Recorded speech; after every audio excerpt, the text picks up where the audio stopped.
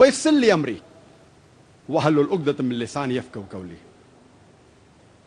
میرے محترم بزرگوں اور میرے عزیز بھائی اور بہنوں، السلام علیکم ورحمۃ اللہ وبرکاتہ۔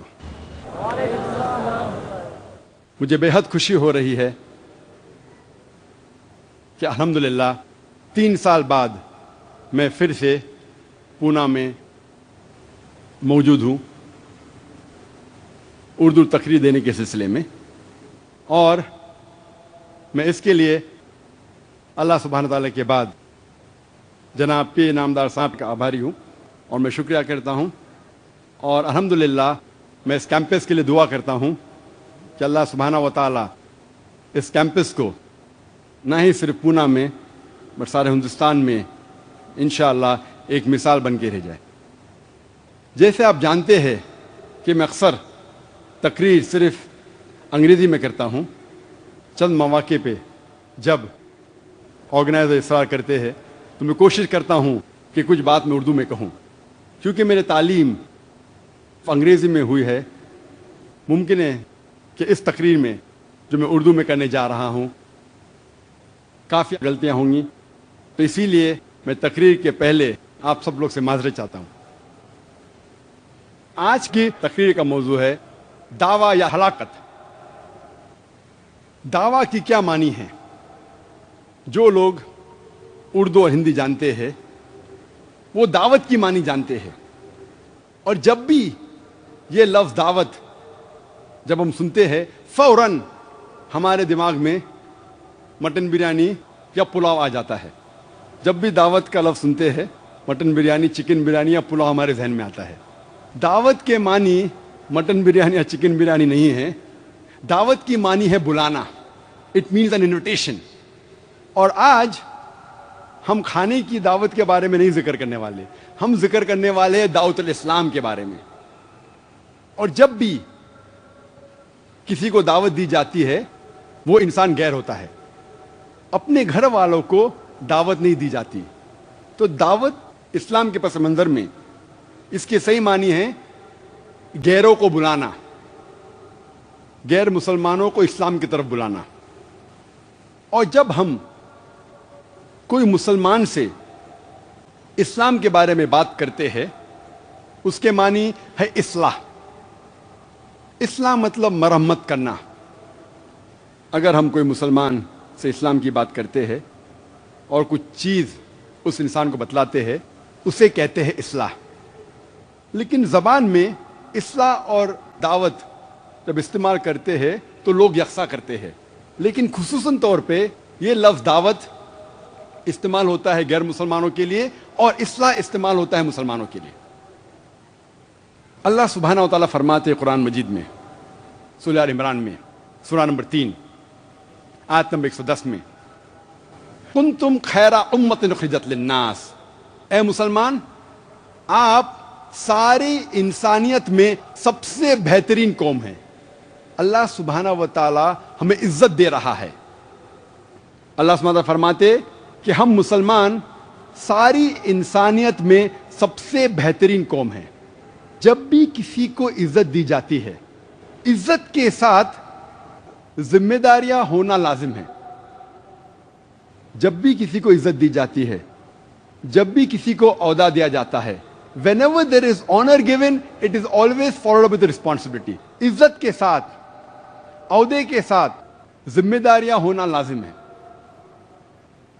مثال کے طور پہ ایک اسکول میں پرنسپل کا عہدہ ٹیچر سے زیادہ ہے، ایک ٹیچر کا عہدہ، ایک ٹیچر کی عزت کلرک سے زیادہ ہے۔ ایک اسکول میں پرنسپل کی عزت، پرنسپل کا عہدہ ٹیچر سے زیادہ ہے۔ ایک ٹیچر کی عزت، ایک ٹیچر کا عہدہ کلرک سے زیادہ ہے۔ عزت اور عہدے کے ساتھ ذمہ داری لازم ہے۔ ایک پرنسپل کی ذمہ داری ٹیچر سے زیادہ ہے، ایک ٹیچر کی ذمہ داری کلرک سے زیادہ ہے۔ جب اللہ سبحانہ و تعالیٰ قرآن مجید میں فرماتے ہیں سورہ آل عمران میں سورہ نمبر 3 آیت نمبر 110 میں، کنتم خیر امۃ اخرجت للناس، اے مسلمانوں آپ ساری انسانیت میں سب سے بہترین امہ ہیں۔ جب اللہ سبحانہ و تعالیٰ ہمیں عزت دے رہا ہے ہمیں ایک عہدہ دے رہا ہے، اس کے ساتھ ذمہ داری لازم ہے، اور ذمہ داریاں کا ذکر بھی اسی آیت میں ہے، تأمرون بالمعروف وتنہون عن المنکر وتؤمنون باللہ، کیونکہ ہم لوگوں کو اچھائی کی طرف بلاتے ہیں اور برائی سے روکتے ہیں اور اللہ سبحانہ و تعالیٰ پر ایمان لاتے ہیں۔ اللہ سبحانہ و تعالیٰ ہمیں خیرہ امہ کہہ رہا ہے کیونکہ ہم لوگوں کو اچھائی کی طرف بلاتے ہیں اور برائی سے روکتے ہیں۔ اگر ہم لوگوں کو اچھائی کی طرف نہیں بلائیں گے اور برائی سے نہیں روکیں گے تو ہم خیرہ امہ کہلانے کے لائق نہیں ہیں، ہم مسلمان کہلانے کے لائق نہیں ہیں۔ اگر ہم خیرہ امہ ہے، اگر ہم مسلمان ہیں تو ہمارے پہ فرض ہے کہ ہم لوگوں کو اچھائی کی طرف بلائیں اور برائی سے روکیں۔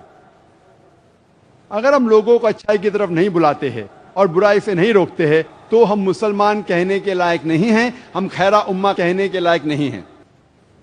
اللہ تعالیٰ فرماتے سورہ بقرہ میں، سورہ نمبر 2 آیت نمبر 143 میں کہ ہم نے مسلمان کو ایک امت وسط بنایا ہے تاکہ ہم لوگوں کو شہادت دے جس طریقے سے ہمارے آخری نبی محمد صلی اللہ علیہ وسلم ہم پہ شہادت دیں گے۔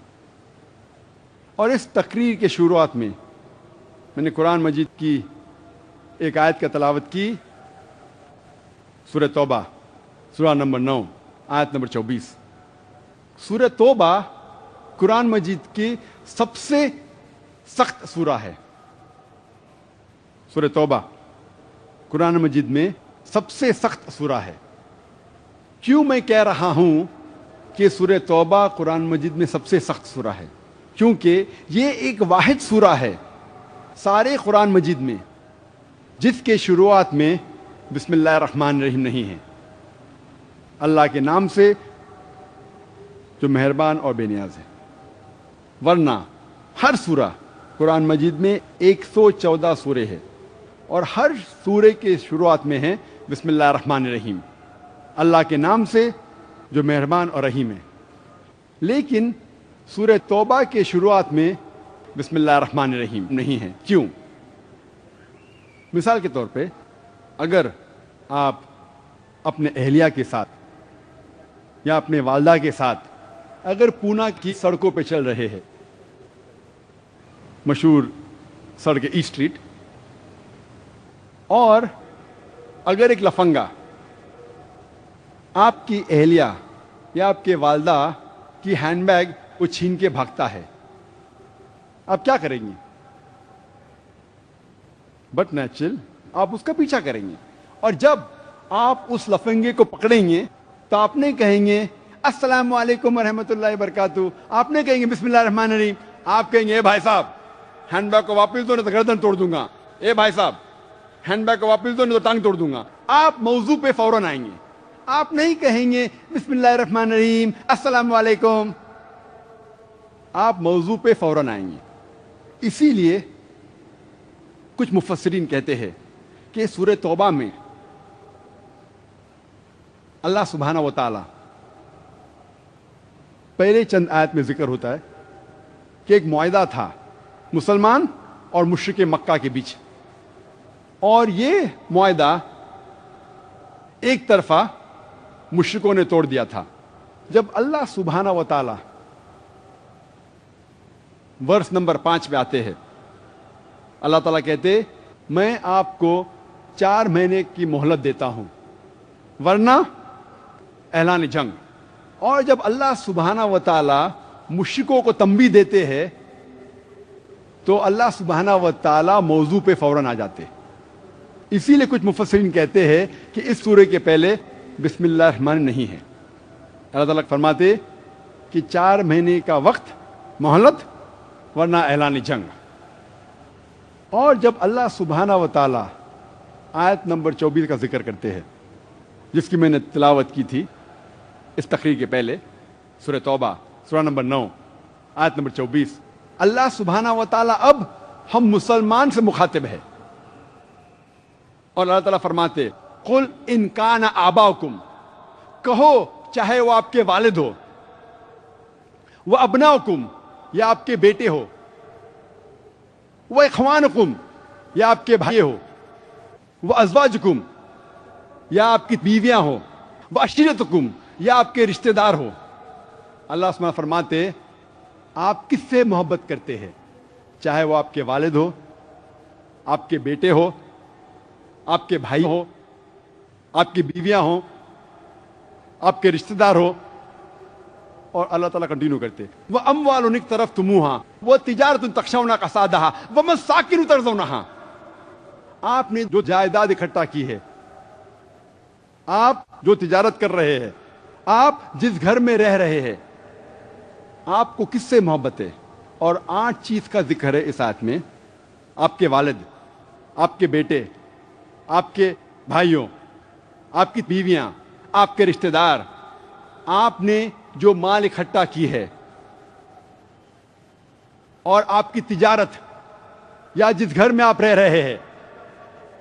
اللہ تعالیٰ فرماتے احب الیکم کہ آپ اگر ان سے محبت کرتے ہیں، احب الیکم من اللہ ورسولہ وجہاد فی سبیلہ، اگر آپ ان 8 چیزوں سے زیادہ محبت کرتے ہیں، اللہ سے زیادہ، اللہ کے رسول سے زیادہ، اور اللہ کی راہ میں جہاد کرنے سے زیادہ، اگر آپ ان 8 چیزوں سے زیادہ محبت کرتے ہیں، اللہ سے زیادہ، اللہ کے رسول سے زیادہ، اللہ کے راہ میں جد و جہد کرنے سے زیادہ، تو اللہ تعالیٰ فرماتے فتربصوا آپ ٹھہرو حتی یاتی اللہ بامری واللہ لا یحب القوم الفاسقین.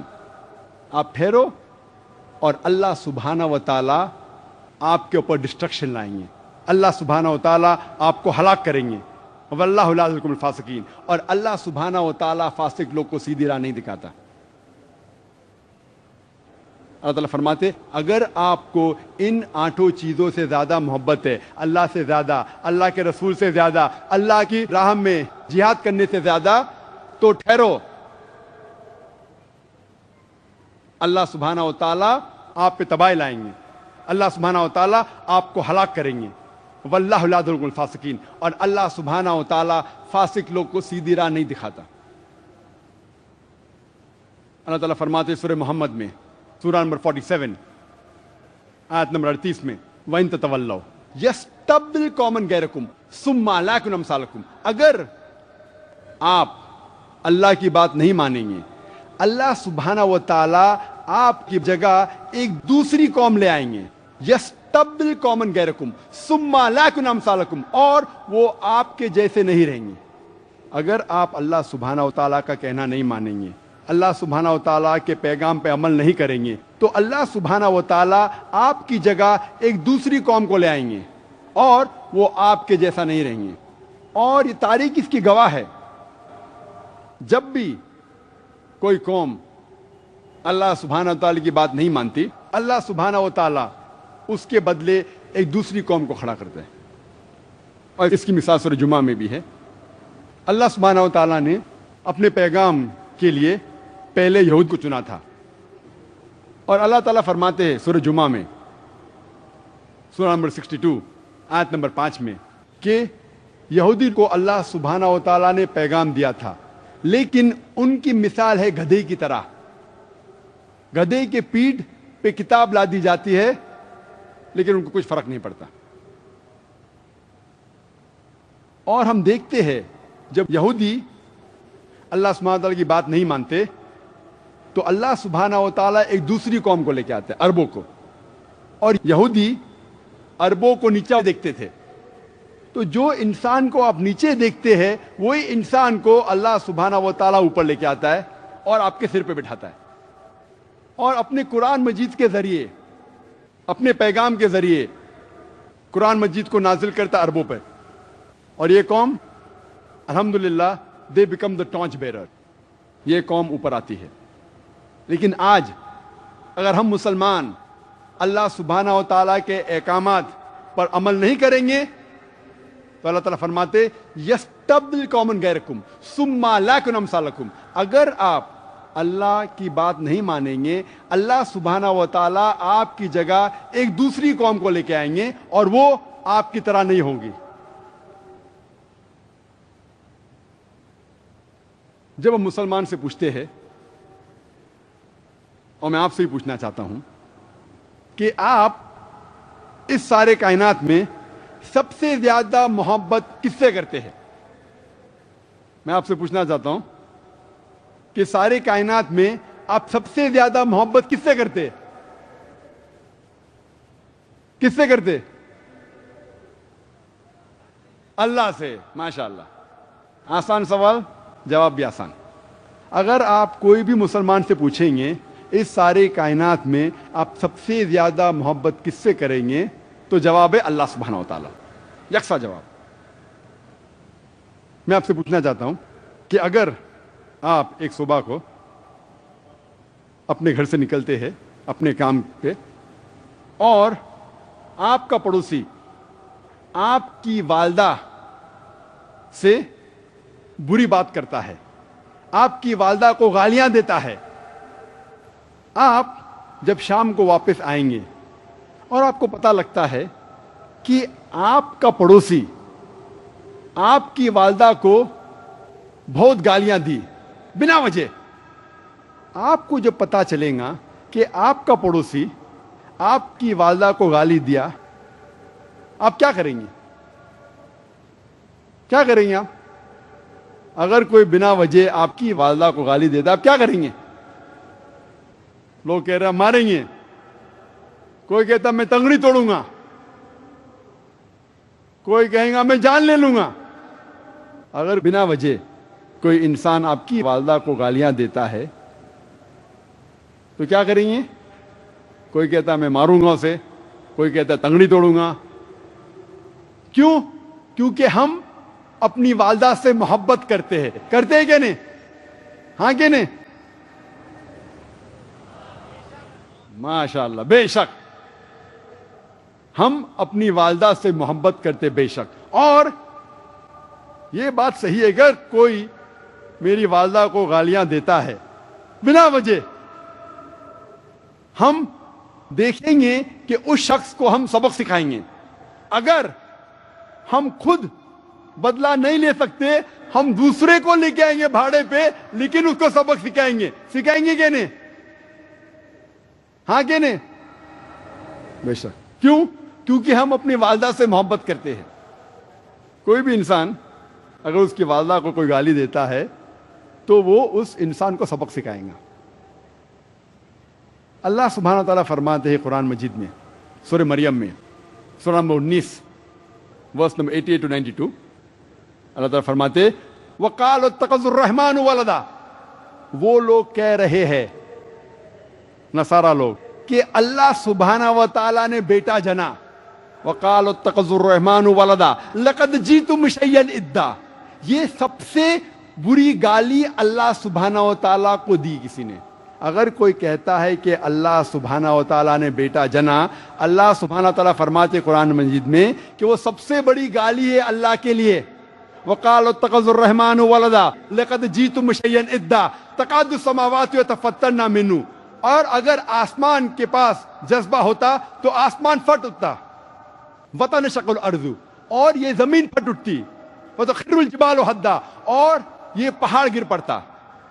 اللہ سبحانہ تعالیٰ فرماتے ہیں اگر کوئی اللہ سبحانہ و تعالیٰ کو گالی دیتا ہے اور کہتا ہے کہ اللہ نے بیٹا جنا، اگر آسمان کے پاس ذرا بھی جذبات ہوتے تو آسمان کھل اٹھتا، یہ زمین پھٹ اٹھتی اور یہ پہاڑ گر پڑتا. لیکن ہم مسلمانوں کو کوئی فرق نہیں پڑ رہا ہے.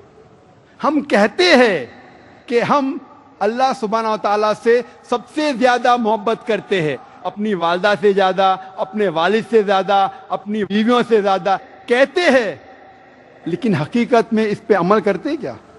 ہم کہتے ہیں کہ ہم اللہ سبحانہ و تعالیٰ کو سب سے زیادہ چاہتے ہیں، اپنی والدہ سے زیادہ، اپنے والد سے زیادہ، اپنے بیٹوں سے زیادہ، اپنی بیویوں سے زیادہ ہم کہتے ہیں، لیکن کیا اس پہ عمل کرتے؟ اگر کوئی آپ کی والدہ کو گالی دیتا ہے تو آپ کو اس کو مارنے کا ہے، آپ کو اس کی ٹنگری توڑنے کا ہے. یہاں روز ہمارے غیر مسلمان بھائی، ہمارے عیسائی بھائی، ہمارے ہندو بھائی کہہ رہے ہیں کہ خدا نے بیٹا جنا اور ہم منہ بھی نہیں کھول سکتے. میں نہیں کہتا ہوں کہ ان سے جھگڑا کرو، میں یہ نہیں کہتا ہوں ان کی تنگڑی توڑو، میں یہ نہیں کہتا ہوں کہ ان سے مار پیٹ کرو، میں صرف یہ کہتا ہوں اگر ہمارے غیر مسلمان بھائی کہہ رہے ہیں کہ اللہ نے بیٹا جنا، کم از کم آپ مسلمانوں اپنا منہ تو کھولو، اتنا تو کہو کہ یہ کہنا غلط ہے۔ میں نہیں کہہ رہا ہوں کہ ان سے جھگڑا کرو، میں بالکل نہیں کہہ رہا ہوں کہ ان سے مار پیٹ کرو، کم از کم اپنا منہ تو کھولو، اتنا تو کہو کہ آپ اللہ سبحانہ و تعالیٰ کو گالی کیوں دے رہے ہیں۔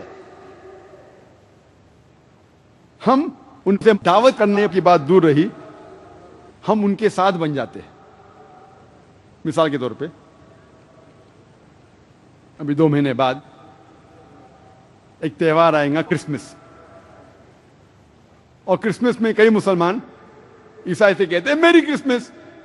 جب آپ میری کرسمس کہہ رہے ہیں، آپ نعوذ باللہ شہادت دے رہے ہیں کہ اللہ سبحانہ و تعالیٰ نے 25 دسمبر کو بیٹا جنا، کیونکہ عیسائی ایک کرسمس بناتے ہیں 25 دسمبر اور کہتے ہیں کہ اللہ سبحانہ و تعالیٰ نے نعوذ باللہ ایک بیٹا جنا عیسیٰ علیہ السلام 25 دسمبر کو۔ آپ ان لوگوں سے دعوت تو نہیں کرتے، دعوت کی بات تو دور رہی، آپ ان کے ساتھ مل جاتے ہیں، آپ شہادت دے رہے ہیں کہ اللہ نے بیٹا جنا۔ دعوت دینا بہت آسان ہے، میں یہ نہیں کہہ رہا ہوں کہ ان سے جھگڑا کرو، آپ ان کی کتابیں پڑھیے اور ان کی کتابوں کے ذریعے آپ ان کے ساتھ دعوت کرو۔ ہم مسلمان، دعوت ہمارا فرض ہے، ہم اس فرض کو بھول چکے ہیں۔ ہمارا فرض ہے کہ ہم اسلام کا پیغام غیروں تک پہنچائے۔ آج کی جو حالات ہے، غیر مسلمان جو اسلام کے خلاف بات کر رہے ہیں، کافی حد تک اس کے ذمہ دار ہم بھی ہیں، کیونکہ ہم اللہ سبحانہ و تعالیٰ کا پیغام، اسلام کا پیغام، قرآن مجید کا پیغام غیروں تک نہیں پہنچاتے ہیں۔ اللہ تعالیٰ فرماتے ہیں قرآن مجید میں، سورہ بقرہ میں، سورہ نمبر 2 آیت نمبر 111 میں، وَقَالُوا لَن يَدْخُلُوا الْجَنَّةَ إِلَّا مَنْ كَانَ هُودًا أَوْ نَصَارَىٰ۔ وہ لوگ کہہ رہے ہیں، یہود و نصارہ، کہ آپ مسلمان، آپ جنت میں کبھی بھی نہیں جائیں گے، چاہے آپ کتنے بھی اچھے اعمال کرو، چاہے آپ نماز پڑھو، چاہے روزہ رکھو، چاہے زکوٰۃ دو، چاہے آپ کے ماتھے پہ نماز کا داغ ہو، آپ لوگ کبھی بھی جنت میں نہیں جائیں گے جب تک آپ یہود یا نصارہ نہ بنیں۔ اللہ تعالیٰ فرماتے تلک امانیہم، یہ ان کی بکواس ہے، وین ڈیزائرز، کل کہو ہاتھ برہانکم، آپ اپنا برہان پیش کرو، ان کو تم صادقین، اگر آپ سچے ہیں۔ اور اگر اللہ تعالیٰ فرماتے ہیں کہ اگر کوئی بھی ڈینگیں مارتا ہے، بڑی بڑی باتیں کہتا ہے، تو ان سے کہو قل ہاتوا برہانکم ان کنتم صادقین، آپ اپنا ثبوت پیش کرو اگر آپ سچے ہو۔ اور یہ عیسائی اپنا ثبوت، اپنا برہان بائبل کو پیش کرتے ہیں اور کہتے ہیں my Bible says this, my Bible says that, my Bible says this, my Bible says that, میری بائبل یہ چیز کہتی ہے، میری بائبل یہ چیز کہتی ہے، میری بائبل یہ کہتی ہے، میری بائبل وہ کہتی ہے۔ ہمیں کیا کرنا چاہیے؟ کیا بائبل کو پوری چاٹ لینا چاہیے؟ اگر کوئی بھی اپنا برہان پیش کرتا ہے تو ہمیں اس برہان کی تحقیق کرنا چاہیے۔ اگر کوئی شناختی کارڈ آپ کو دکھاتا ہے، کوئی آئیڈینٹی کارڈ دکھاتا ہے، تو we have to verify the identity card, ہمیں دیکھنا چاہیے کہ شناختی کارڈ صحیح ہے کہ نہیں۔ ان کا جو برہان ہے، تحقیق کرنے کی دور کی بات ہے، یہ عیسائی لوگ مسلمانوں کے دروازے کو کھٹکھٹاتے ہیں اور ہمارا قرآن ہمارے خلاف استعمال کرتے ہیں۔ ساری دنیا میں، ہندوستان میں بھی اور خصوصاً پونا میں کئی کرسچن ادارے ہیں، کئی کرسچن مشنری ہے جو مسلمانوں کے گھر کو کھٹکھٹاتے ہیں اور ہمارا برہان ہمارے خلاف استعمال کرتے ہیں۔ وہ مسلمان سے پوچھتے ہیں کیا آپ کے قرآن میں نہیں لکھا ہے کہ بائبل اللہ کا کلام ہے؟ اور اکثر ہم مسلمان کہیں یہاں لکھا ہے، تو آپ بائبل پہ عمل کیوں نہیں کرتے؟ ہمارے پاس کوئی جواب نہیں۔ پھر وہ سوال پوچھتے ہیں قرآن مجید میں محمد صلی اللہ علیہ وسلم کا نام کتنے بار قرآن مجید میں آتا ہے؟ اگر آپ کو پتا ہے تو آپ کہیں گے محمد صلی اللہ علیہ وسلم کا نام قرآن مجید میں 5 بار آتا ہے. 4 بار محمد صلی اللہ علیہ وسلم اور 1 بار احمد. عیسیٰ علیہ السلام کا ذکر قرآن مجید میں نام سے کتنے بار ہے؟ اگر آپ کو نہیں پتا ہے تو آپ سے کہیں گے کہ عیسیٰ علیہ السلام کا ذکر نام سے قرآن مجید میں 25 بار آتا ہے. فوراً وہ سوال پوچھیں گے کون شخص بڑا؟ جس کا ذکر قرآن مجید میں 5 بار نام سے ہے وہ شخص بڑا، کہ جس کا ذکر قرآن مجید میں 25 بار ہے نام سے وہ بڑا؟ کون بڑا، 25 یا 5؟ آپ سے سوال پوچھیں گے لیکن آپ کو جواب نہیں دیں گے، وہ آپ کے ذہن کو مجبور کریں گے سوچنے پہ. دوسرا سوال پوچھتے ہیں آپ کے آخری پیغمبر محمد صلی اللہ علیہ وسلم کیا ان کے والد اور والدہ تھے؟ بے شک ان کے والد بھی تھے، والدہ بھی تھی. نیکسٹ سوال پوچھتے عیسیٰ علیہ السلام، عیسیٰ علیہ السلام کے والد اور والدہ تھے؟ ہم کہیں گے عیسیٰ علیہ السلام کی والدہ تھی، والد نہیں تھے. فوراً سوال پوچھیں گے کون بڑا، جو انسان والد کے ذریعے پیدا ہوتا ہے وہ بڑا، کہ وہ انسان جو والد کے بغیر پیدا ہوتا ہے بڑا؟ وہ سوال پوچھیں گے مسلمان سے لیکن جواب نہیں دیں گے، وہ آپ کے ذہن کو مجبور کریں گے سوچنے پہ.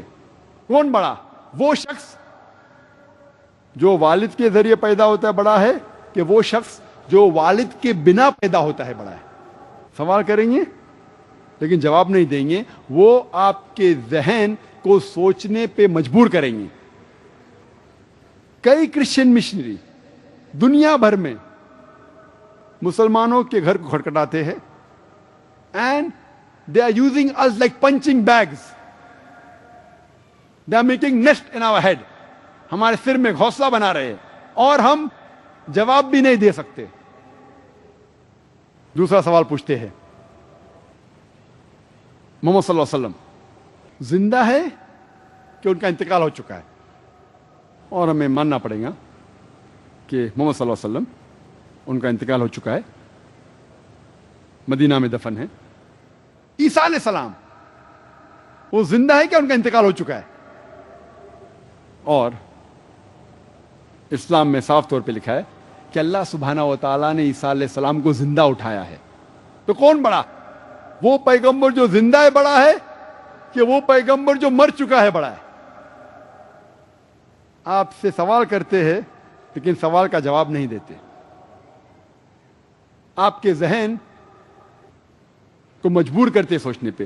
ہمارا برہان، ہمارا قرآن ہمارے خلاف استعمال کر رہے ہیں. دوسرا سوال پوچھتے ہیں محمد صلی اللہ علیہ وسلم نے کوئی بھی معجزے کیے ہیں؟ ہم کہیں گے ہاں بے شک بہت سے معجزے کیے. انہوں نے کبھی بھی مردوں میں جان ڈالی؟ اور ہمیں ماننا پڑے گا کہ قرآن شریف کی کوئی بھی آیت نہیں ہے، کوئی بھی صحیح حدیث میں نہیں لکھا ہے کہ محمد صلی اللہ علیہ وسلم نے مردے میں جان ڈالی. ان کا اگلا سوال عیسیٰ علیہ السلام نے مردے میں جان ڈالی؟ اور ہمیں ماننا پڑے گا قرآن مجید میں صاف طور پہ لکھا ہوا ہے بِإِذْنِ اللہ. عیسیٰ علیہ السلام نے کہا اٹھو اللہ کے نام سے. عیسیٰ علیہ السلام نے مردوں میں جان ڈالی. تو کون بڑا، جو مردوں میں جان ڈال سکتا وہ بڑا، کہ جو مردوں میں جان نہیں ڈال سکتا بڑا؟ سوال کرتے ہیں آپ کے ذہن کو مجبور کرتے سوچنے پہ، اور اب مسلمان جواب بھی نہیں دے سکتے. یہ سارے سوالات کے جوابات اگر آپ قرآن مجید کو ترجمے کے ساتھ پڑھیں گے، یہ سارے سوالات کے جوابات ہیں. لیکن افسوس کی بات ہے کہ اکثر مسلمان قرآن مجید کو سمجھ کے نہیں پڑھتے. اگر ہم سمجھ کے پڑھیں گے ان سارے سوالات کے جوابات دیے گئے ہیں. اللہ تعالیٰ فرماتے سورہ بقرہ میں سورہ نمبر 2 آیت نمبر 120 میں وَلَن تَرْضَىٰ عَنْكَ الْيَهُودُ وَلَا النَّصَارَىٰ حَتَّىٰ تَتَّبِعَ مِلَّتَهُمْ، کہ یہ لوگ یہود اور نصارہ خوش نہیں ہوں گے تب تک جب تک آپ یہود نصارہ نہ بنے. اور غیر مسلمانوں میں दावत देना बहुत आसान है।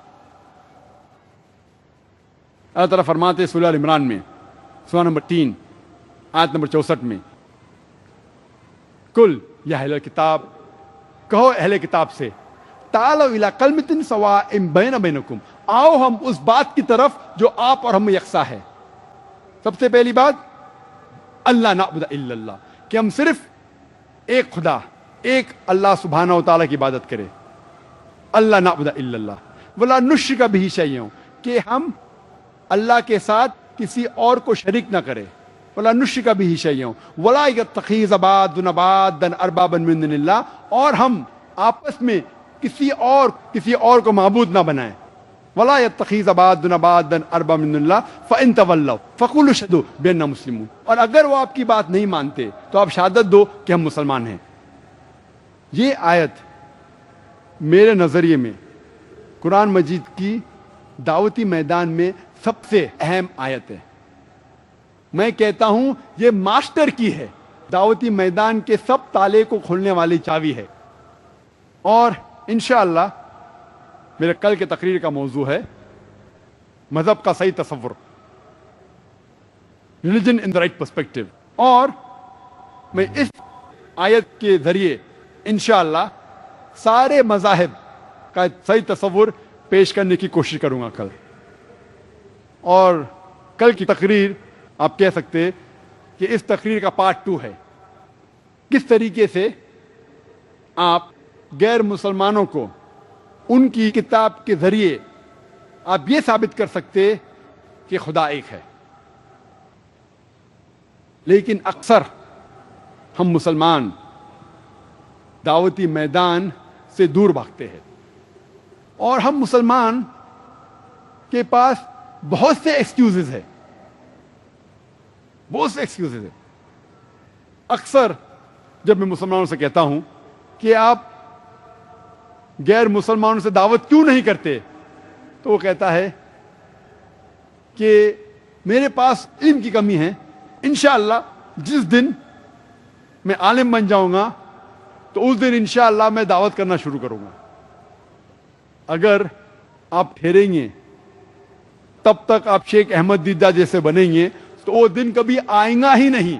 अगर आप ठहरेंगे क्या मैं माहिर बनूंगा, एक बड़ा आलिम बनूंगा, इस्लाम और दिगर मज़ाहिब के मौजू पे शेख दीदा जैसा बनूंगा और फिर मैं दावत के मैदान में आऊंगा, वो वक्त कभी भी नहीं आएगा। अल्लाह के रसूल मोहम्मद सल्लल्लाहु अलैहि वसल्लम फरमाते सही बुखारी में, बल्लिगो अन्नी वालो आया, अगर एक भी आयत आप जानते इस्लाम के मुतालिक, आपका फर्ज है कि आप दूसरों तक पहुंचाए। बल्लिगो अन्नी वालो आया, एक भी आयत आप जानते हैं, अगर आप सही तरीके से जानते हैं, आपका फर्ज है कि वो गैरों तक पहुंचाए। और हर मुसलमान कम से कम ये तो मानता है कि खुदा एक है, वो तो कम से कम कहो। गैर मुसलमानों से कम ये तो कहो कि खुदा एक है। हर मुसलमान मानता है कि मोहम्मद सल्लल्लाहु अलैहि वसल्लम अल्लाह के आखिरी नबी है, कम से कम वो तो कहो। आप उसको मुतमईन करेंगे क्या नहीं, वो दूसरी बात है। अगर आप कहेंगे खुदा एक है, वो आपसे कहेगा कि सबूत दो। अगर नहीं पता, आज का दौर है साइंस एंड टेक्नोलॉजी का, कितनी किताबें लिखी गई है इस मौजू पे, कई ऑडियो कैसेट है, कई वीडियो कैसेट है, कई डीवीडियां हैं। और मैंने भी एक तकरीर की है खुदा का तसव्वुर दिगर मज़ाहिब में। अगर आप इसको पढ़ेंगे और इसका हवाला देंगे गैर मुसलमान को, इंशाअल्लाह उसे मानना ही पड़ेगा कि खुदा एक है। आप जब घर पे आके होमवर्क करेंगे, आप एक सवाल के जवाब के माहिर है, फिर कहो कि आप मोहम्मद सल्लल्लाहु अलैहि वसल्लम में क्यों नहीं मानते, तो वो कहेगा क्यों मानना चाहिए मुझे, आपको जवाब नहीं पता, घर पे आके होमवर्क कीजिए। मैंने एक तकरीर की है, मोहम्मद सल्लल्लाहु अलैहि वसल्लम का जिक्र दिगर मज़ाहिब की किताबों में, और साबित किया है हिंदू मज़हब की किताब में, ईसाई मज़हब की किताब में, यहूद मज़हब की किताब में, पारसी मज़हब की किताब में, बुद्ध मज़हब की किताब में, अक्सर मज़हब की किताबों में मोहम्मद सल्लल्लाहु अलैहि वसल्लम का जिक्र है, मोहम्मद सल्लल्लाहु अलैहि वसल्लम की पेशन गोई है। आप पढ़ो किताब को, तकरीर को देखो, और आप गैर मुसलमान से दावत कर सकते हैं। آسان ہے. پھر کہو کہ آپ صلاح کیوں نہیں پڑھتے؟ وہ پوچھیں گا کیوں مجھے پڑھنا چاہیے؟ نہیں جواب پتا، آ کے ہوم ورک کیجیے. میں نے تقریر کی ہے صلاح دا پروگرامنگ ٹوورڈ رائچسنس. اس طریقے سے آپ جب شروع کریں گے انشاءاللہ آپ کو اور علم حاصل ہوگا اور آپ سوال کے جواب دے سکیں گے. اللہ کے رسول فرماتے بلغوا انی ولو آیا، propagate even if you know one verse. اگر ایک بھی آیت آپ جانتے ہیں اسلام کے متعلق، آپ کا فرض ہے کہ وہ غیروں تک پہنچائے. کئی مسلمان مجھ سے کہتے ہیں کہ ذاکر بہت سے مسلمان صحیح راستے پہ نہیں ہیں، ہم پہلے مسلمان کو پکا مسلمان بنائیں گے اور اس کے بعد ہم غیر مسلمانوں کو دعوت دیں گے.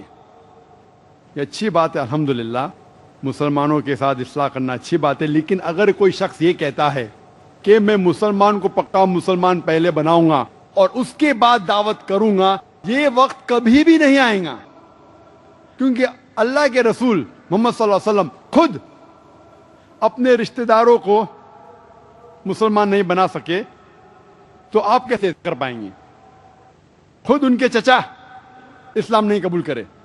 اور صحیح بخاری کی حدیث ہے کہ مدینہ میں اللہ کے رسول فرماتے ہیں کہ مدینہ میں کئی مسلمان تھے جو فرض صلاح کے لیے مسجد میں نہیں آتے تھے، جمعہ صلاح کے لیے. اور اللہ کے رسول فرماتے کہ میں چاہتا ہوں کہ ان کے گھر میں آگ لگا دوں. یعنی مدینہ میں بھی کچھ مسلمان تھے جو پکے مسلمان نہیں تھے، پھر بھی اللہ کے رسول نے غیر مسلمان تک دعوت پہنچائی. اللہ کے رسول نے پیغام بھیجا کنگ آف ابیسینیا کو، کنگ آف پرشیا کو، کنگ الیگزینڈر کو، اور کہا کہ اسلام قبول کرو. ان نے نہیں کہا کہ میں پہلے مسلمان کو پکا مسلمان بناؤں گا اور پھر میں غیر مسلمان تک دعوت پہنچاؤں گا. اور اگر آپ اللہ کے رسول کی آخری تقریر کو سنیں گے حجۃ الوداع جو عرفات کے میدان میں، اس وقت تقریباً 1,10,000 صحابہ تھے. اور اللہ کے رسول ان سے پوچھتے ہیں کہ میں نے میرا پیغام آپ تک پہنچایا کہ نہیں؟ اور سارے صحابہ کہتے ہیں بے شک آپ نے پہنچایا. پھر وہ کہتے ہیں کہ آپ ان لوگوں تک یہ پیغام پہنچاؤ جو لوگ یہاں موجود نہیں ہیں. اور 1,10,000 میں سے 1,00,000 سے زیادہ صحابہ وہ عربیہ کے باہر جاتے ہیں. کیا کرنے کے لیے؟ مسلمان کو پکا مسلمان بنانے کے لیے، غیر مسلمانوں کو اسلام کی دعوت دینے کے لیے. اصلاح کرنا اچھی بات ہے، لیکن یہ کہنا کہ میں مسلمان کو پہلا پکا مسلمان بناؤں گا اور پھر غیر مسلمان کو دعوت دوں گا، یہ غلط ہے. جب آپ مسلمان سے ملتے ہیں ان کے ساتھ اصلاح کرو، جب غیر مسلمان سے ملتے ہیں تو ان کے ساتھ دعوت کرو. دونوں ساتھ ساتھ ہونا چاہیے. کئی مسلمان مجھ سے کہتے ہیں کہ جب ہم دعوت دیتے ہیں غیر مسلمانوں کو، وہ کہتے ہیں مائنڈ یور اون بزنس، آپ اپنے کام سے کام رکھو. میں ہمیشہ مثال دیتا ہوں کہ اگر آپ اپنے فیملی کے ساتھ کوئی ہل اسٹیشن جاتے ہیں، مہابلیشور، اور وہاں جب آپ ٹیبل لینڈ پہ جاتے ہیں ایک پہاڑی علاقے پہ، آپ کا چھوٹا بیٹا، جب آپ اپنی اہلیہ سے بات کرتے ہیں، آپ کا چھوٹا بیٹا احمد جو 4 سال کا ہے، وہ آپ سے دور ہوتا ہے اور دور پہنچ جاتا ہے پہاڑی کے کنارے کی طرف چلتے ہوئے. جب آپ کو پتا لگتا ہے کہ احمد آپ کے ساتھ نہیں ہے تو آپ دیکھتے ہیں کہ وہ دور پہنچ گئے پہاڑی کے کنارے پہ. آپ چلانے جاتے ہیں احمد سنبھالو آپ گر جائیں گے، لیکن آپ کی آواز نہیں پہنچتی ہے. اس پہاڑ کے کنارے پہ ایک انسان اپنے ہاتھ پہ ہاتھ باندھے ہوئے نظارے دیکھ رہا ہے. آپ کہنا چاہتے بھائی صاحب میرے بیٹے کو بچاؤ، آپ کی آواز نہیں پہنچ سکتی، لیکن آپ دیکھتے ہیں کہ وہ انسان آپ کے بیٹے کو کنارے کے نزدیک آتے ہوئے دیکھتا ہے آپ کے بیٹے کی طرف دیکھتے ہوئے مسکراتا ہے اور پھر سے نظارے دیکھنے میں مشغول ہو جاتا ہے. کچھ دیر بعد آپ کا بیٹا اور ایک قدم لیتا ہے اور پہاڑی سے گر پڑتا ہے.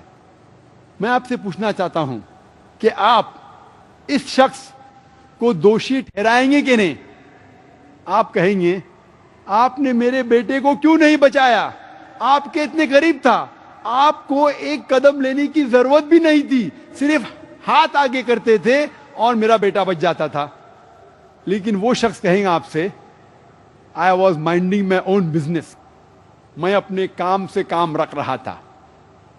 اور دیکھے جاؤ تو وہ صحیح کہہ رہا ہے. اس نے تو آپ کے بیٹے کو دھکا نہیں مارا، اس نے نہیں کہا آپ کے بیٹے سے کہ آپ خود ہی مارو، وہ اپنے کام سے کام رکھ رہا تھا. پھر بھی آپ اس شخص کو دوشی ٹھہرائیں گے کہ نہیں؟ آپ کہیں گے میرا بیٹا تو معصوم تھا، یہ شخص اللہ نے اس کو سمجھ دی، صرف ہاتھ آگے کر لیتا اور میرا بیٹا بچ جاتا. پھر بھی آپ اس شخص کو دوشی ٹھہرائیں گے. اسی طریقے سے اگر کوئی غیر مسلم آپ سے کہتا ہے جب آپ دعوت کر رہے اس سے کہ آپ اپنے کام سے کام رکھو، تو آپ اس کو جواب دینا چاہیے وہی تو میں کر رہا ہوں، میں اپنے کام سے تو کام رکھ رہا ہوں. ہر مسلمان کا فرض ہے کہ وہ غیر مسلمان تک دعوت پہنچائے، تو یہ تو میرا فرض ہے، میں میرے کام سے ہی کام رکھ رہا ہوں، میرا فرض ہے کہ میں آپ تک دعوت پہنچاؤں. اور اگر آپ دعوت نہیں پہنچائیں گے، آخرت کے دن پہ یہ غیر مسلم یا آپ کا گریبان پکڑیں گے، کہیں گے کہ اللہ نے ان کو تو ہدایت دی، ان نے لیکن ہم تک دعوت نہیں پہنچائی. اس وقت آپ کیا جواب دیں گے؟ اگر آپ کا پڑوسی مشرک ہے اور آپ نے اپنے پڑوسی تک دعوت نہیں پہنچائی اور اس کا انتقال ہو جائے گا، آخرت میں اللہ ان سے پوچھے گا کہ آپ نے اسلام کیوں نہیں قبول کرا، تو ان کو بھیجیں گے جہنم میں. آپ سے پوچھیں گے کہ آپ نے اپنے پڑوسی کو دعوت دی کہ نہیں، اور اگر آپ کہیں گے نہیں تو آپ بھی اس کو فالو کریں گے.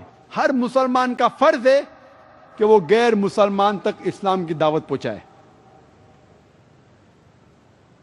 اور اللہ تعالیٰ فرماتے ہیں سورہ العصر میں، سورہ نمبر 103 آیت نمبر 1 سے 3، والعصر ان الانسان لفی خسر الا الذین آمنوا وعملوا الصالحات وتواصوا بالحق وتواصوا بالصبر. اللہ تعالیٰ قسم کھا رہے ہیں وقت کی، والعصر، عصر کی قسم کھاتے ہیں کہ آدمی خسارے میں ہیں. والعصر ان الانسان لفی خسر الا الذین آمنوا، صرف وہ لوگ خسارے میں نہیں ہیں جو لوگ 4 چیز پہ عمل کرتے. والعصر ان الانسان لفی خسر الا الذین آمنوا، جس کے پاس ایمان ہے، وعمل الصالحات، جو اچھے اعمال کرتا ہے، وتواصوا بالحق وتواصوا بالصبر، اور جو لوگ حق کی طرف بلاتے ہیں، دعوت دیتے ہیں، اور جو لوگوں کو صبر کی طرف بلاتے ہیں. اگر کوئی بھی انسان کو جنت جانا ہے، اس کو نجات پانے کے لیے 4 چیزیں ضروری ہے: ایمان، عمل صالحات، وتواصوا بالحق، دعوت دینا، اور وتواصوا بالصبر، لوگوں کو صبر کی طرف بلانا. اگر ان 4 چیزوں میں سے ایک بھی چیز مسنگ ہے، ایک بھی چیز کے اوپر عمل آپ نہیں کریں گے، تو عام طور پہ سورہ العصر کے حساب سے آپ جنت میں نہیں جائیں گے. صرف دعوت دینا کافی نہیں، آپ کے پاس ایمان ہونا چاہیے، عمل صالحات ہونا چاہیے، دعوت بھی دینا چاہیے، اور لوگوں کو صبر کی طرف بلانا چاہیے. اگر آپ نماز پڑھتے ہیں، زکوٰۃ دیتے ہیں، حج پہ گئے ہیں، لیکن دعوت نہیں کریں گے تو آپ جنت میں نہیں جائیں گے. 4 چیز ضروری ہے: ایمان، عمل صالحات، دعوت دینا، اور لوگوں کو صبر کی طرف بلانا. عام طور پہ اگر ان 4 میں سے ایک بھی چیز پہ آپ عمل نہیں کریں گے تو آپ جنت میں نہیں جائیں گے. اگر اللہ تعالیٰ آپ کو معاف کرنا چاہتا ہے اور پھر جنت میں ڈالنا چاہتا ہے تو اللہ سبحانہ و تعالیٰ کے اختیار میں ہے. کیونکہ اللہ تعالیٰ فرماتے ہیں سورہ نساء میں، سورہ نمبر 4 آیت نمبر 48 میں، اور سورہ نساء سورہ نمبر 4 آیت نمبر 116 میں، کہ اللہ سبحانہ و تعالیٰ اگر چاہے تو کوئی بھی گناہ کو معاف کر سکتا ہے، لیکن شرک کو کبھی نہیں معاف کرے گا. کیونکہ جس انسان نے شرک کیا اس نے سب سے بڑا گناہ کیا. تو اگر اللہ چاہے آپ کو معاف کرنا چاہتا ہے اور پھر جنت میں ڈالنا چاہتا ہے تو اللہ کے اختیار میں. لیکن سورہ العصر کے حساب سے اگر آپ نے ان چاروں چیزوں میں سے ایک بھی چیز پہ عمل نہیں کیا تو آپ جنت میں نہیں جائیں گے. اللہ تعالیٰ فرماتے ہیں سورہ نحل میں سورہ نمبر 16 آیت نمبر 125 میں ادعو الی سبیل ربک بالحکمہ والموعظۃ الحسنہ وجادل بالتی احسن. آپ لوگوں کو اللہ کی طرف بلاؤ. ادعو الی سبیل ربک بالحکمہ، حکمت کے ساتھ اور حسنت کے ساتھ، اور لوگوں کے ساتھ اچھے طریقے سے آپ بات کیجیے. اور اللہ تعالیٰ فرماتے سورہ ال عمران میں سورہ نمبر 3 آیت نمبر 104 میں کہ آپ لوگوں میں سے، آپ کی امت میں سے ایک ایسا گروہ پیدا ہونا چاہیے جو فل ٹائم دائی ہے، جو لوگوں کو اچھائی کی طرف بلاتا ہے اور برائی سے روکتا ہے، اور یہ لوگ ہیں جو جنت میں اچھا مقام پائیں گے. یہاں اللہ سبحانہ و تعالیٰ ذکر کر رہے جس طریقے سے ہمارے پاس فل ٹائم ڈاکٹرز ہے، فل ٹائم انجینئرز ہے، فل ٹائم لائرز ہے، فل ٹائم ایڈوکیٹس ہے، کتنے فل ٹائم دائز ہیں ہمارے پاس، کتنے دعات ہے، کتنے لوگ اپنی ساری زندگی وقف کیے ہیں اللہ کے رام میں اللہ کا پیغام پہنچانے کے لیے. تو اس آیت میں ذکر ہو رہا ہے فل ٹائم دائز کا. پارٹ ٹائم دائی بننا ہر مسلمان کا فرض ہے. پارٹ ٹائم دائی مطلب آپ کو غیر مسلمان کو دعوت دینا فرض ہے، تھوڑا بہت دعوت دینا فرض ہے، لیکن یہاں ذکر ہو رہا ہے فل ٹائم دائز کا. اور اللہ تعالیٰ فرماتے یہ فل ٹائم دائز جنت میں ایک اونچا مقام پائیں گے. میں تقریر کو ختم کرنا چاہتا ہوں، اس کے پہلے چند قرآن کی آیت پیش کروں گا کہ اللہ تعالیٰ فرماتے ہیں قرآن مجید میں 3 جگہ، سورہ صف میں سورہ نمبر 61 آیت نمبر 9 میں، سورہ توبہ سورہ نمبر 9 آیت نمبر 33 میں، اور سورہ فتح میں سورہ نمبر 48 ورس نمبر 28 میں هو الذی ارسل رسولہ بالہدی والدین الحق لیظہرہ علی الدین کلہ، کہ اللہ سبحانہ و تعالیٰ نے اپنے آخری پیغمبر محمد صلی اللہ علیہ وسلم کو بھیجا دین الحق کے ساتھ تاکہ وہ سارے دینوں، سارے مذاہب پہ غالب ہو. اللہ تعالیٰ فرماتے هو الذی ارسل رسولہ بالہدی، کہ ہم نے آخری پیغمبر محمد صلی اللہ علیہ وسلم کو بھیجا دین الحق کے ساتھ تاکہ وہ سارے مذاہب پہ غالب ہو. Islam is destined to supersede them all the isms, whether it be Christianism, Hinduism, Judaism, Buddhism, secularism, atheism. Islam is destined to supersede all.